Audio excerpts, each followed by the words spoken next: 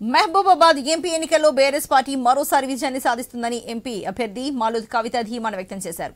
కాంగ్రెస్ ప్రభుత్వం 100 రోజులైనా హామీలు అమలు చేయకపోవడంతో ప్రజల్లో అసంతృప్తి ఏర్పడి బీఆర్ఎస్ కు అనుకూలంగా ఓటు వేశారని చెప్పారు. బీఆర్ఎస్ హయాంలో అమలు చేసిన సంక్షేమ పథకాలు గెలిపిస్తాయన్నారు.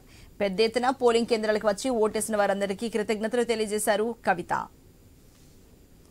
పార్లమెంట్ సెగ్మెంట్లో ఉన్న 7 నియోజకవర్గాల్లో ఉన్న కార్యకర్తలు, క్షేత్రస్థాయిలో ఉన్న కార్యకర్తలు, నాయకులు, మా మాజీ ఎమ్మెల్యేలు, ఇన్ఛార్జు, మా 2 ఎమ్మెల్సీలు ఎక్కడికక్కడ అందరూ కూడా సమన్వయపరిచి ఏ ఇబ్బంది లేకుండా చాలా బ్రహ్మాండంగా కూడా ఎలక్షన్ జరగడం జరిగింది. నాకు ఎవరైతే ఈ నెల రోజుల్లో పూర్తి స్థాయిగా మద్దతు ఇచ్చిన మా వాళ్ళందరికీ, మా క్షేత్రస్థాయిలో ఉన్న మా సైనికులు లాంటి కార్యకర్తలకు, మరి మా నాయకులకు, మా జెడ్పీటీసీలకు, ఎంపీపీలకు, సర్పంచ్లకు అందరికీ కూడా మనస్ఫూర్తిగా నమస్కారం తెలియజేస్తా ఉన్నా.